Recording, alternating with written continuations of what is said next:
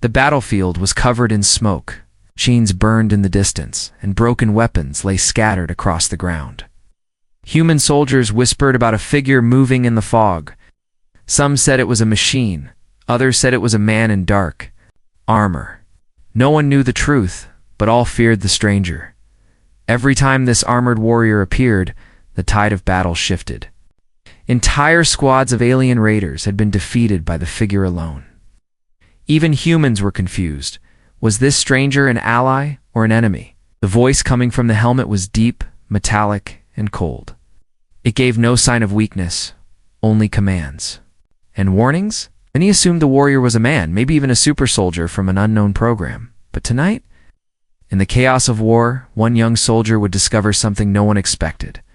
The human soldier's name was Daniel. He was not a hero, just an ordinary man caught in the middle of this endless war.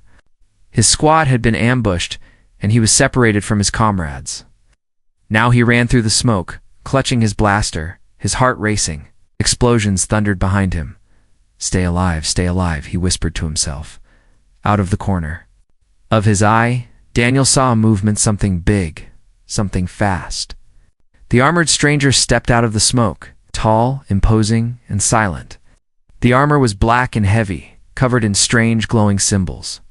A long blade hung at the stranger's side, still dripping with alien blood. Daniel froze. The stranger turned, and the helmet tilted slightly, as if studying him. The metallic voice echoed through the modulator. You should not be here. Daniel raised his weapon. Stay back, he shouted, though his voice trembled. He knew he stood no chance against this figure. He had heard the stories the armored one never missed, never fell, and never spared. But then something strange happened. From the shadows, 3 alien raiders leapt forward, aiming their spears at Daniel. He prepared for the end. The armored stranger moved with inhuman speed.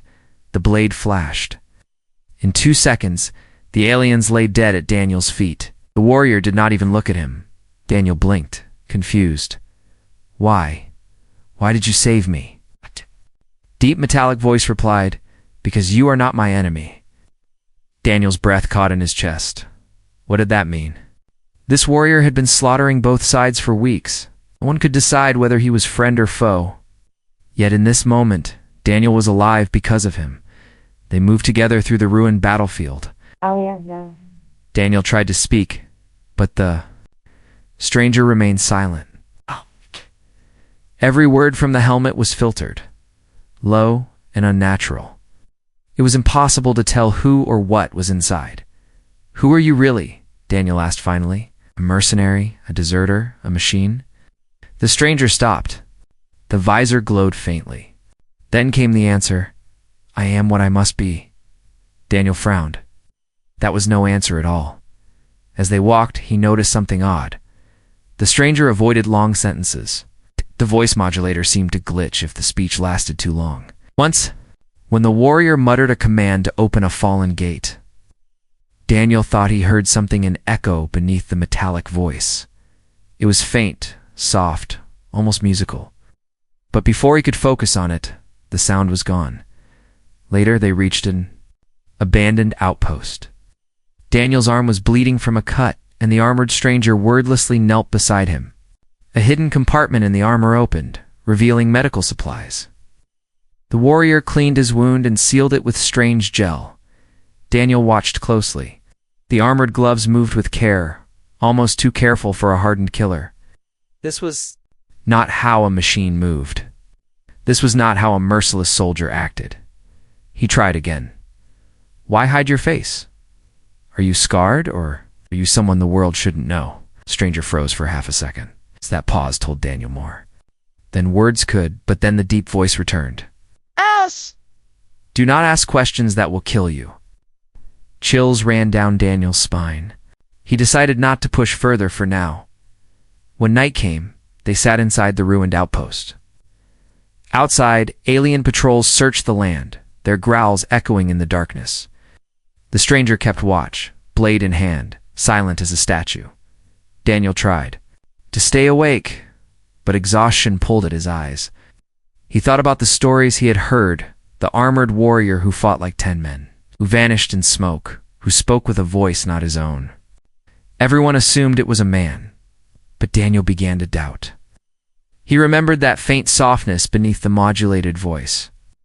He remembered the way the stranger's hands lingered carefully when fixing his wound, and once, just once, when the helmet tilted down, Daniel thought he saw something silver slipping out from the edge of the armor. Not wires, not metal, but hair. Long and shining. His eyes widened. Could it be? But before he could think further, the metallic voice spoke again. Sleep, soldier. Tomorrow, the war continues. Daniel obeyed, but his mind refused to rest. He knew one thing for certain. This stranger was not what the world believed. Beneath that black armor was a secret waiting to be revealed, and when it was, everything would change. Dawn came slow and gray. Smoke still hung over the broken land like a low cloud. Daniel woke inside the ruined outpost to the sound of distant engines and the soft whir of the armored stranger's visor. The warrior stood at the doorway, blade down, still as stone. Only the tiny lights along the armor moved, like stars shifting in a dark sky. Stay here, the metallic voice said. I will check the path. Daniel pushed himself up. His arm still hurt, but the wound was sealed. I'm coming with you. The helmet turned toward him. There was a pause, as if the figure weighed the idea. You will slow me down. Teach me to move faster, Daniel said. His voice shook, but his eyes did not. He had followed orders his whole life. For the first time, he chose not to. Something about this stranger pulled him forward, fear and curiosity tied in one knot. A quiet sound came from the helmet. Not a laugh. Not quite. More like a breath, caught and swallowed by the modulator. Very well, the deep voice said at last. Do as I do. Do not speak unless I speak first. They moved out together. The ground was cracked. Metal ribs of fallen ships stuck out of the soil like bones. The stranger walked with smooth control, feet placing no sound. Daniel copied, step by step, learning to put his weight on the edge of a boot, then glide and settle. The lesson was strange, but it worked. He felt lighter, less seen by the world. A drone searched the sky ahead, its red eye sweeping the ground. The stranger lifted a hand, and Daniel dropped behind a broken engine. The stranger did not hide. Instead, the figure stood tall, head tilted up, as if waiting to be chosen. The drone dipped lower. Then the voice modulator spoke with a different tone, harsher, clipped, like a command from an officer. Patrol Gamma 9 reporting. The voice barked. Sector cleared. No life signs. The drone hovered, scanned, then chirped and flew away. Daniel stared. You can fake their command codes? The helmet turned. I can imitate many things. For example, a voice? Daniel asked. A little too brave. The visor glowed. Keep moving. They crossed a trench filled with water the color of oil. On the far side, the stranger froze. A thin wire stretched across a narrow path, almost invisible in the morning light. A trap. The stranger's gloved fingers pinched the wire and held it steady. Another gloved hand slid under the dirt and found the hidden switch. A careful twist. Soft click. The trap went cold. Daniel tried to keep his eyes on the wire, not on the hands. But he noticed it anyway. The careful grip, the steady breath. No careless force, no cruel joy. This was the work of someone who had learned to survive by being gentle with danger.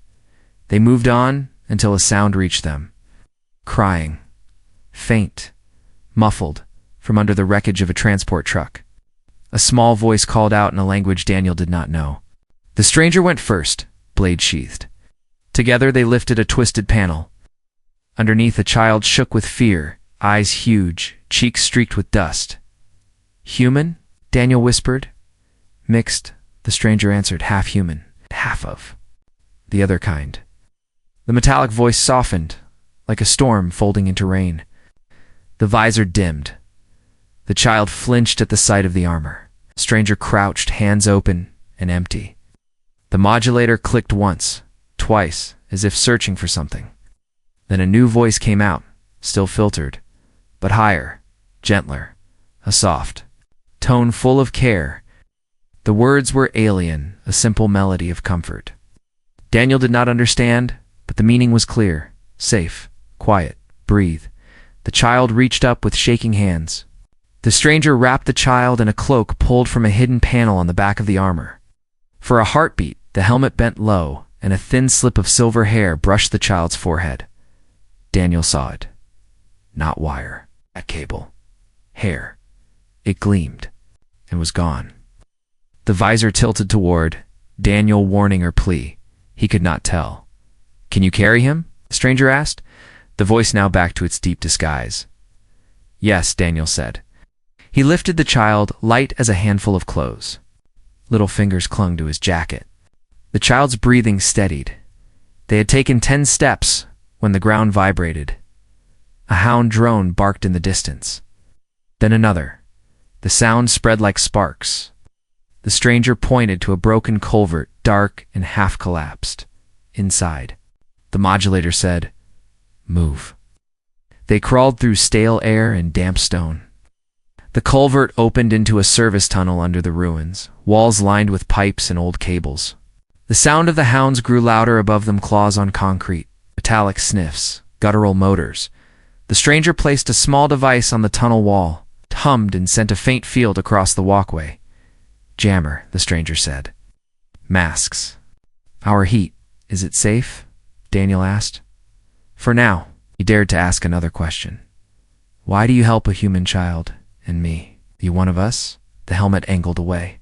The deep voice turned quiet. "I am not one of you." "Then, are you one of them?" He meant the raiders, the enemy who hunted humans for sport and for trade. "I am not one of them either." "Then who are you?" Silence.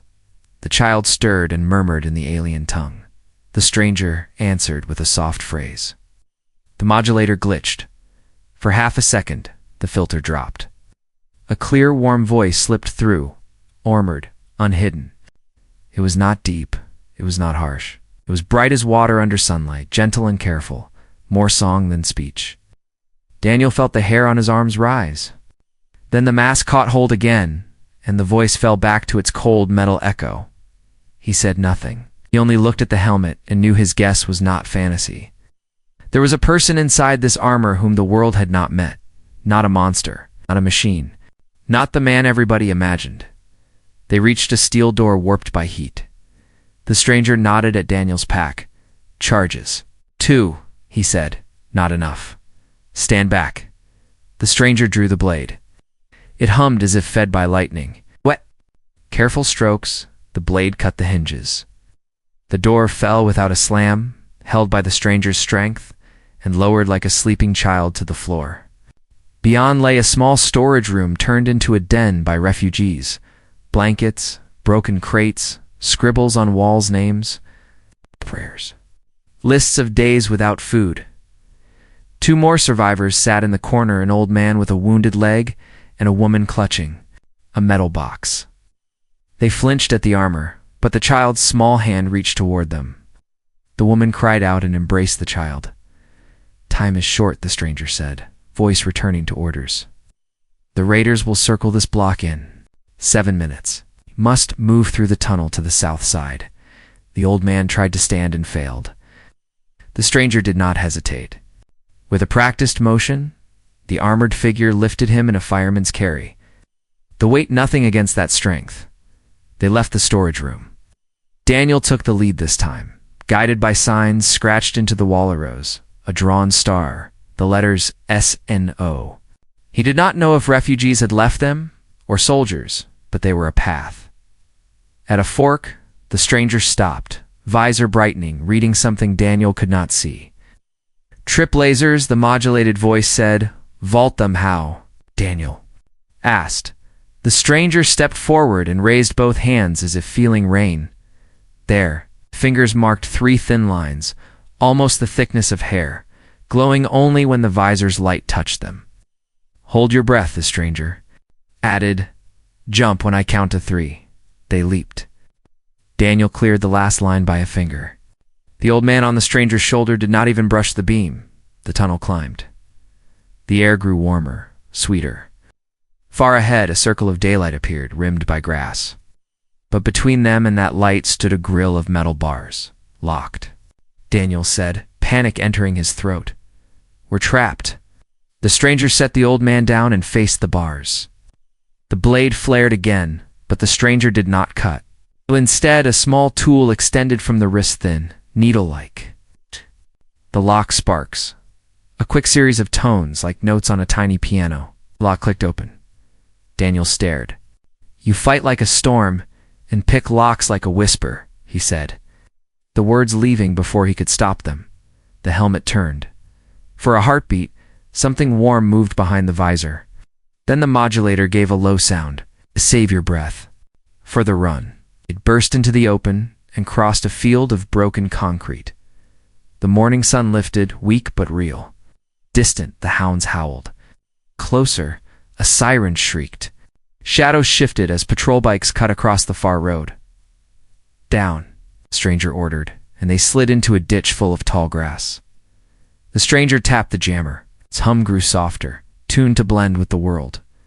2 bikes shot past, riders in bone-white masks. One slowed. A laser dot danced across the grass, moved over Daniel's shoulder, and paused on the stranger's helmet. The rider leaned in. The stranger did something Daniel did not expect. The helmet faced the laser. The modulator spoke in the enemy's language, quick and sure. The cadence perfect. It was a complaint about a fuel line and a commander who could not read a map. The rider laughed, snapped a salute, and sped away. Daniel exhaled only when the sound faded. He looked at the helmet, speechless. Learn to be many things, the stranger said. It is the only way to live. They reached a row of half-collapsed houses and slipped into the shade of a veranda. The old man lay down, breathing hard, but alive. The woman opened her metal box. Inside were tags, photos, and a small carved bird. She pressed it into the child's hand and then into Daniel's. For luck, she whispered. Daniel tried to give it back. You'll need it more. She shook her head. Her eyes went to the armored figure. We have luck already. The stranger turned away, as if the words were hard to stand under. The visor dimmed again. But the blade returned to its sheath with a soft sigh. Why do you hide your real voice? Daniel asked softly. Who are you hiding it from, your people, or mine? The helmet did not move for a moment. When the voice came, it was quiet but firm.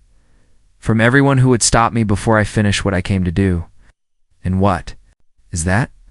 The stranger looked toward the road where the bikes had vanished. End this hunt, the modulator said. It's end the trade. End the lie that strength belongs only to one kind of body. Daniel felt the ground shift inside him. It was not the first time he had heard talk of ending the trade. Coming from this figure, it sounded like more than a line. It sounded like a vow. He nodded. Then teach me to move faster again. The helmet tipped once approval. Maybe. The stranger picked up the old man as if he weighed no more than a coat and set off. Along the shadow line between houses, Daniel followed. With the child in his arms, the carved bird was warm in his pocket. Behind them, the hounds howled again. But the sound seemed smaller now. In front of them, the road opened a narrow ribbon of chance. He did not know the stranger's name. He did not know the face behind the visor. But he knew this. The voice behind the machine was kind, and the hands inside the gloves had chosen mercy. That was enough to keep walking, enough to wonder what else would be revealed when the armor finally came off. The night sky burned with the glow of distant fires. Daniel and the survivors, an old man, the woman, and the half-human child moved quietly under the lead of the armored stranger. Every few steps, Daniel caught himself watching the figure. Searching for cracks in the mask of steel, the armor looked too perfect, too heavy. Each step landed with a balance no ordinary soldier could manage. Even carrying a man on the shoulder, the stranger walked like the weight was nothing. The voice that came from the helmet stayed low and mechanical. Yet Daniel's ears still remembered the slip from earlier, the soft, unmasked sound that had escaped. It haunted him. They reached the broken remains of an underground station. The stairway led into darkness, but the stranger descended without pause. Daniel followed, holding the child close. Rats scattered across the floor, and water dripped from broken pipes. The tunnels smelled of rust and smoke. The stranger raised a gauntleted hand. The survivors froze. From the far end of the tunnel, light flickered enemy patrol. The stranger knelt, scanning the shadows. Daniel noticed something strange. When the warrior leaned forward, the armor plates shifted. For the first time, Daniel saw the skin beneath a cracked joint near the neck. It wasn't pale like a soldier's. It was faintly glowing smooth, with a tone he had never seen on a human. Almost like starlight trapped under flesh. His breath caught. The stranger's visor flared, catching him staring. A deep voice thundered. Eyes forward, Daniel jerked and obeyed. But the image stayed in his mind, skin that shimmered. Man, not a machine. Something else entirely. The patrol passed, and they moved deeper. The survivors were weak, so the group stopped at a maintenance room. Rusty lockers lined the walls, and broken chairs lay scattered. The woman huddled with the child, whispering to calm him. The old man coughed, his leg trembling with pain.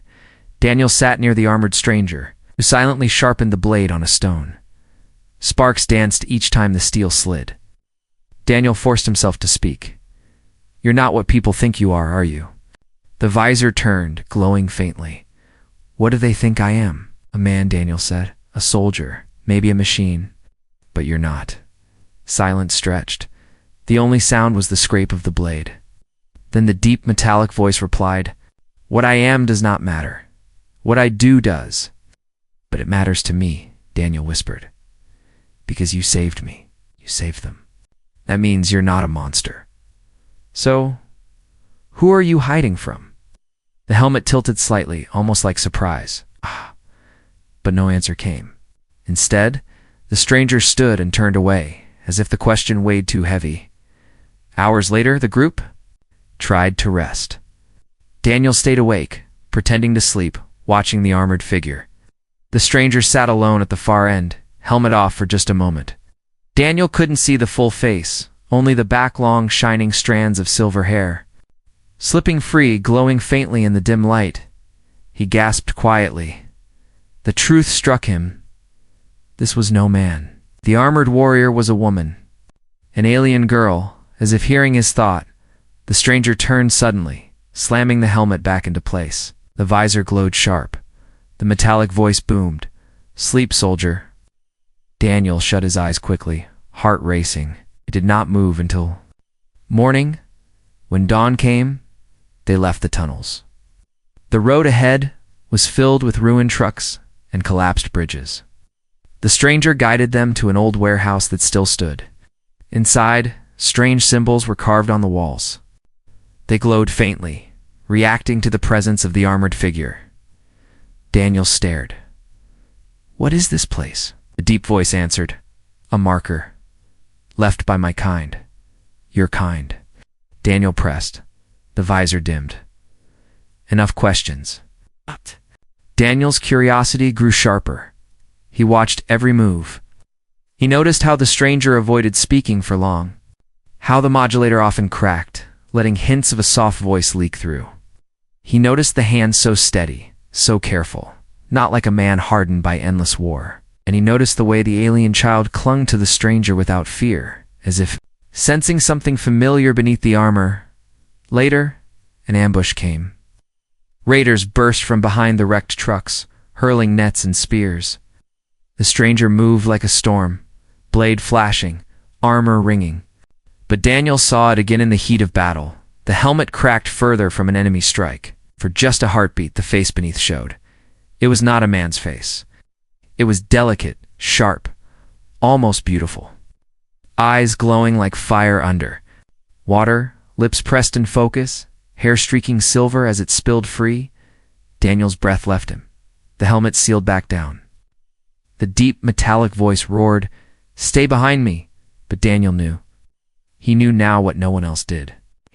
The armored stranger, feared by both sides, called a man, called a machine, was truly a girl. A gorgeous alien girl, hiding her identity with a voice modulator and heavy armor. The secret was out. At least to him, as the raiders fell, silence returned. The survivors looked at the armored figure with awe.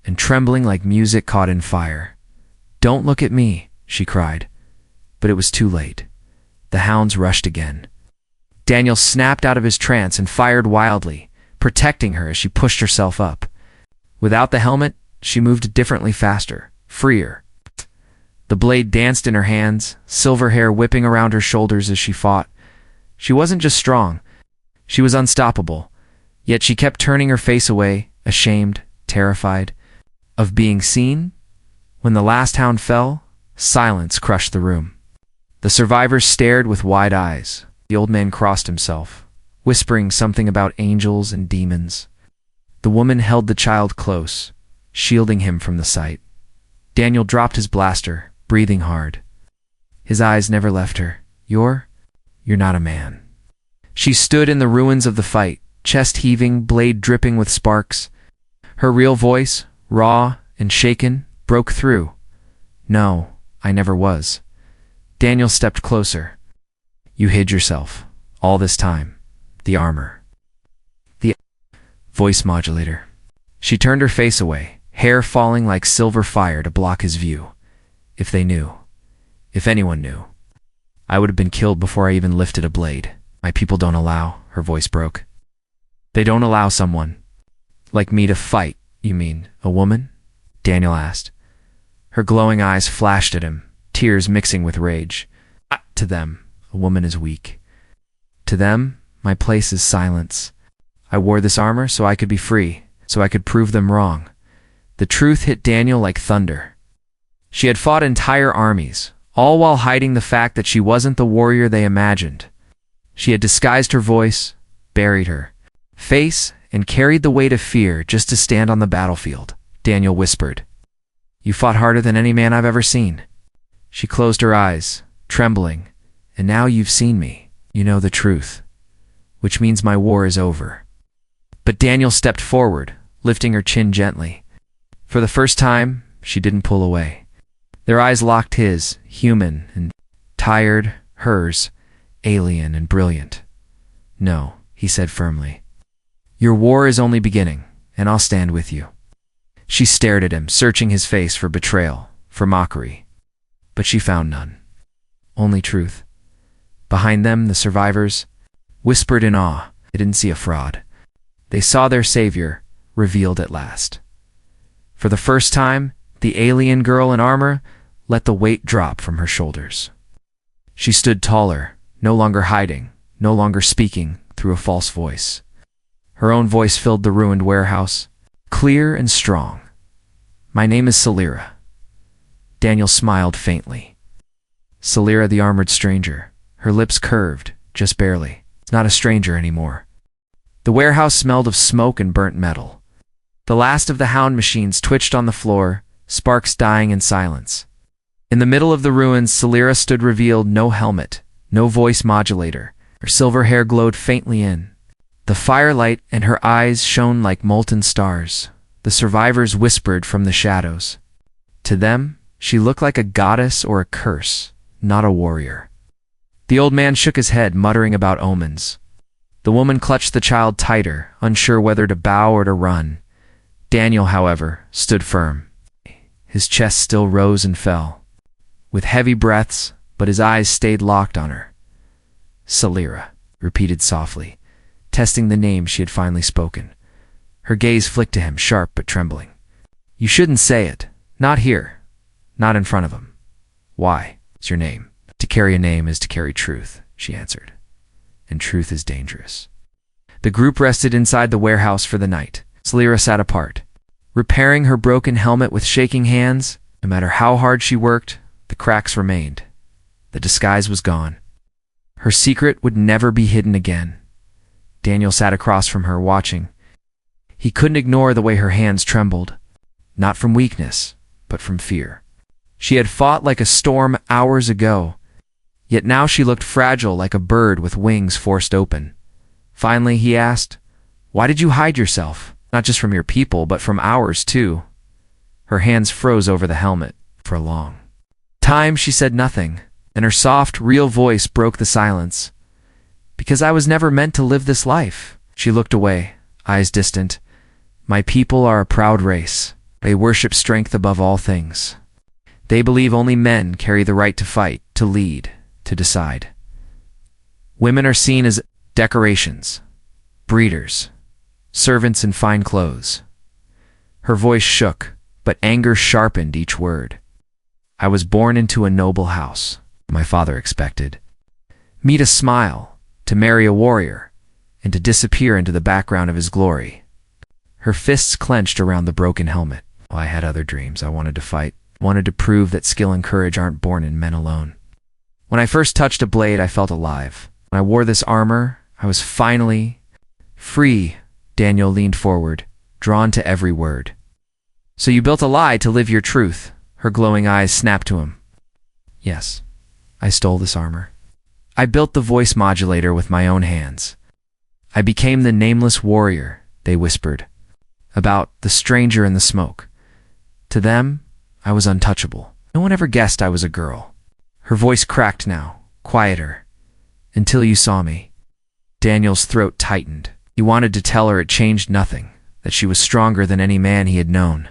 But before he could speak, Celira rose to her feet. Far side of the room, where strange symbols still glowed faintly on the wall, her fingers traced them slowly. These are marks of the fallen guard, she explained. A brotherhood of soldiers who once swore to protect this world, but even they refused me, laughed at me, cast me aside. So I became my own guard. Her eyes burned as she turned back to him.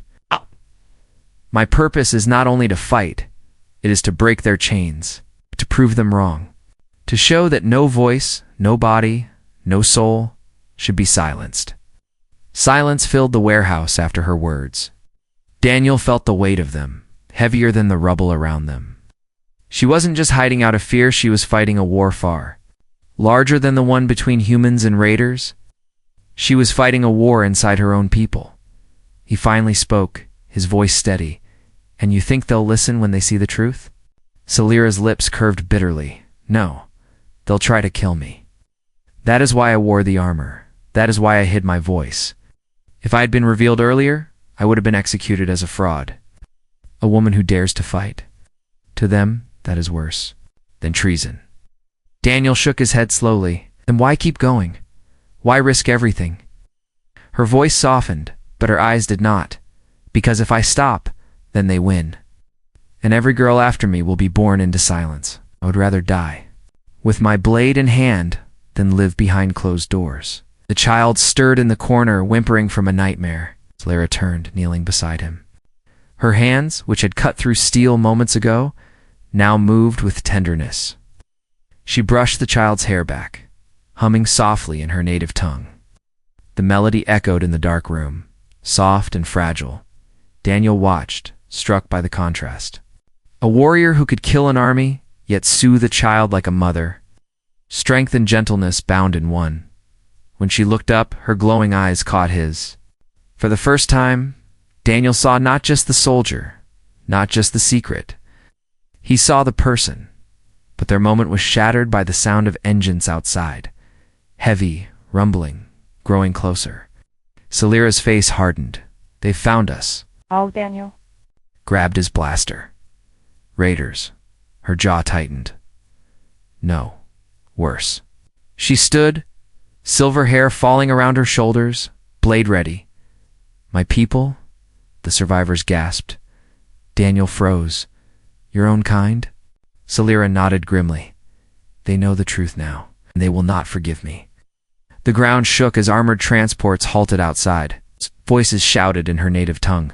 Orders, commands. Her name was called Celira. But laced with fury, her eyes closed for a moment as if steady in her soul. Then she whispered, "This is the price of truth." Daniel stepped closer, refusing to let her stand alone. Then they'll have to go through me first. For a moment, shock flickered in her glowing eyes. Then a faint smile curved her lips. Sad but strong. You are a fool human, she said softly. Maybe, Daniel replied, but I'm a fool who stands by you. Celira raised her blade. Outside. The soldiers of her people prepared their assault. Inside, Daniel and the survivors braced for the storm, and in that moment, Solera's true purpose became clear, not just to herself, but to everyone watching. She wasn't fighting only for survival, she was fighting for freedom. The warehouse walls shook as the armored transports outside roared to a halt. The ground trembled with heavy footsteps. Through the broken windows, Daniel saw shadows moving, dozens of soldiers in silver-black armor, weapons glowing in the night. Solera's face was pale under the firelight. Her glowing eyes hardened as the voices of her people echoed in the streets. They shouted her name, but not with respect. With rage, Solera. One voice boomed in her native tongue. Daughter of betrayal. Come out and face your judgment. Old man gasped, clutching his chest. The woman pulled the child close, fear in her eyes. They want her, she whispered. Daniel stepped in front of Solera, raising his blaster. Then they'll have to go through me first. Solera's blade lowered slightly. For a brief second, her lips parted, as if to stop him, but no words came. She simply looked at him, an expression caught between gratitude and sorrow. The soldiers surrounded the building, weapons aimed. A commander stepped forward, his armor shining like polished steel. His visor reflected the firelight, and his voice carried like thunder. You were born noble, Solera, yet you shame us with your lies. You wore the armor of men. You fought under a stolen name. You are a fraud, a curse upon our honor. Solera stepped into the open doorway, blade in hand, silver hair whipping in the wind. Her voice rang out, clear and unmasked. I fought because you refused me my right. I fought because no man among you had the courage to fight for freedom. If that is treason, then I accept it. Murmurs spread among the soldiers. Some shifted. Uneasily, others tightened their grips on their weapons. The commander pointed at her. You are guilty.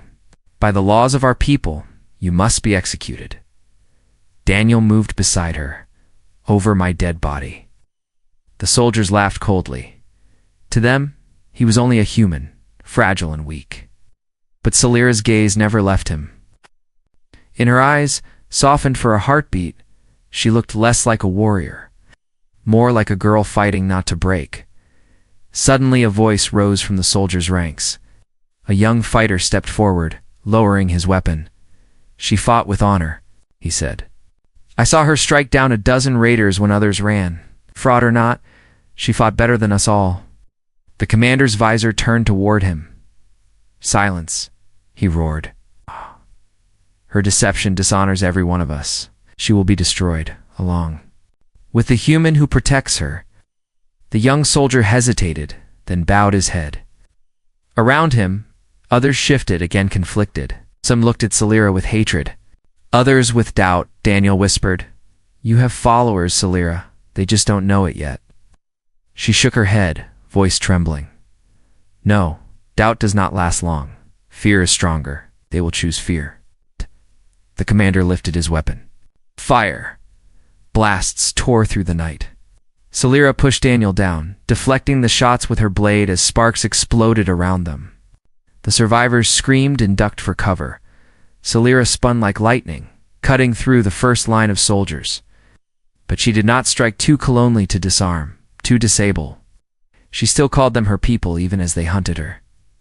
Daniel fought at her side, blaster flashing, his heart pounding. For the first time, he felt like more than a survivor. He was part of her stand. But betrayal waited. As the battle raged, one of the soldiers slipped behind. He grabbed the woman and child, dragging them into the open. The child cried out, small hands reaching for Solera. Stop, the soldier barked. Drop your blade, or they die. Solera froze. Her glowing eyes widened, blade trembling in her. Gripped at, Daniel cursed, raising his blaster, but Solera stepped forward, voice breaking. Solera, don't, Daniel warned. She dropped her blade. The commander smiled beneath his visor. Even now, your heart betrays you. You are weak.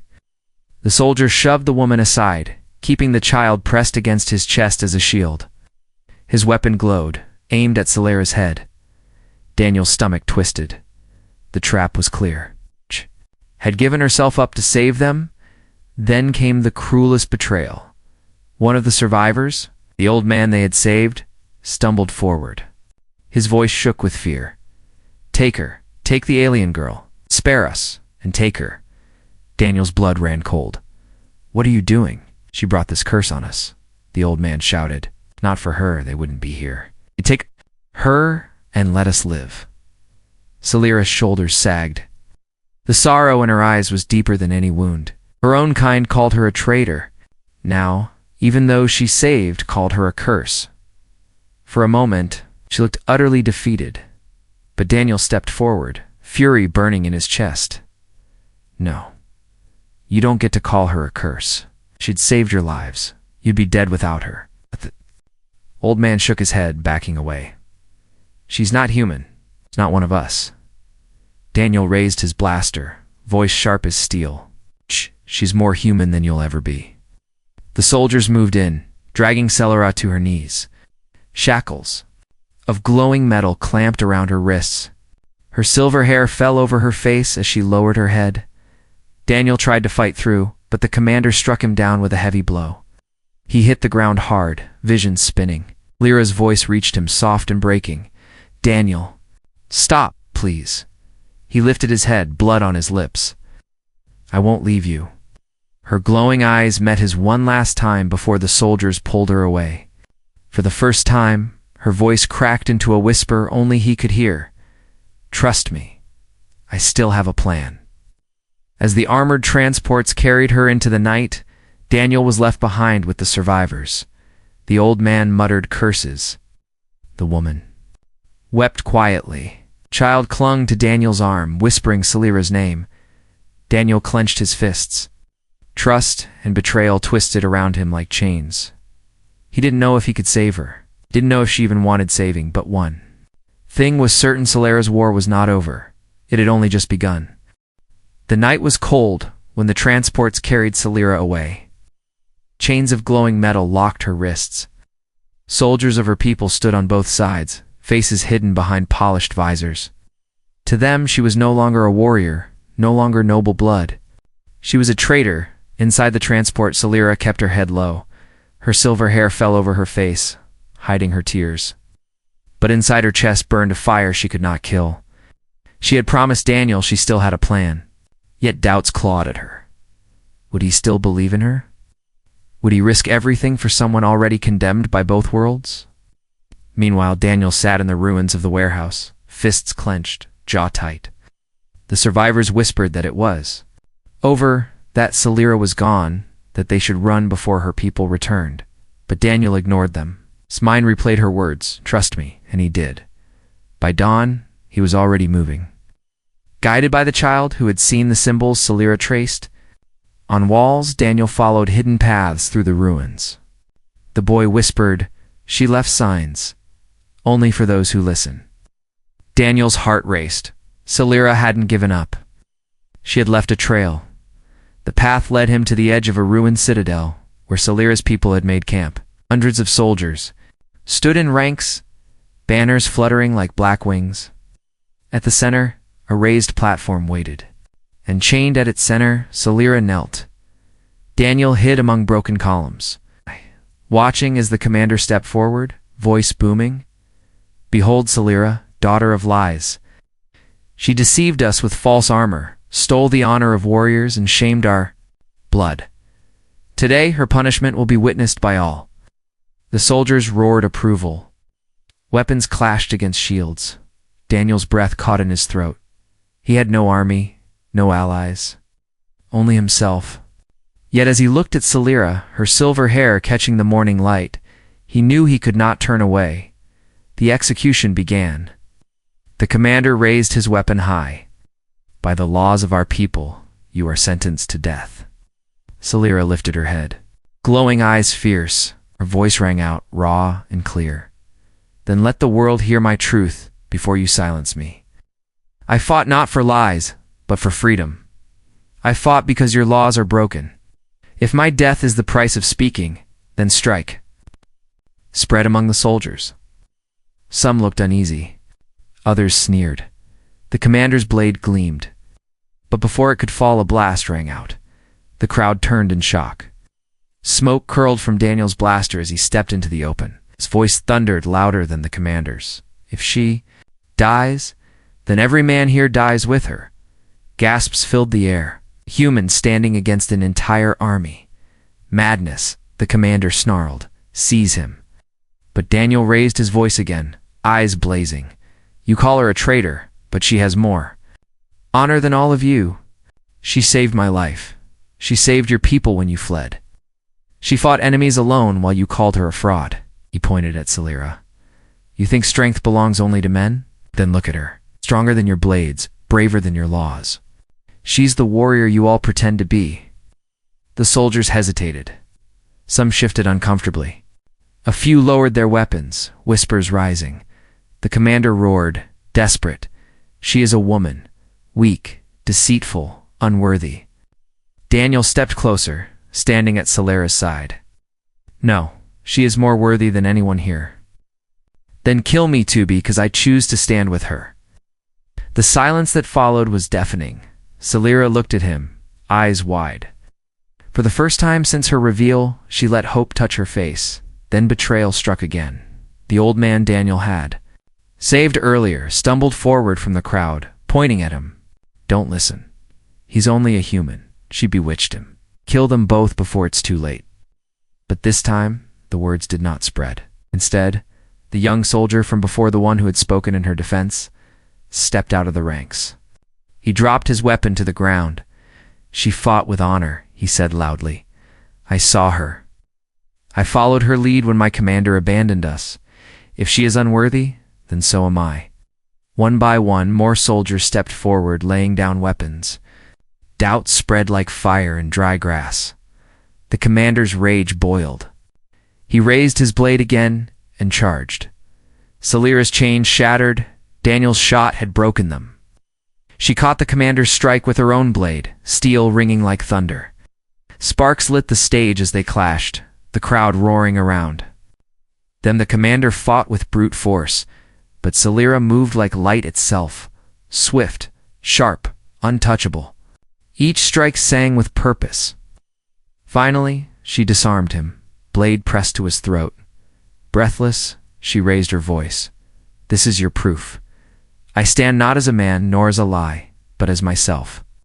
A woman, a warrior. If that breaks your laws, then break me now. But if you believe in truth, then let me lead you into a future where no voice is silenced. The crowd erupted, half knelt, half shouted her name. Even those who doubted could not deny what their eyes had seen. The commander lowered, his head defeated. Celira turned to Daniel, her eyes shimmering. You gave me courage when mine broke. Daniel smiled faintly. No, you already had it. I just reminded you. The child ran forward, clinging to Celira's arm. The woman followed, tears in her eyes. Even the old man who had betrayed her lowered his gaze, shame burning his cheeks. For the first time, Celira stood tall, not behind armor, not behind lies, but as herself. Daniel placed a hand on her shoulder. What now? Her glowing eyes looked out at the broken world, her people watching, waiting. Now, she said, voice steady, we rebuild. Together, as the sun rose, Daniel realized something. Humanity's choice had already been made. He had chosen her, and now, slowly, her people began to choose her too. The armored stranger was gone. In her place stood Celira, the alien girl who had once been a secret, now a symbol, and she was no longer alone.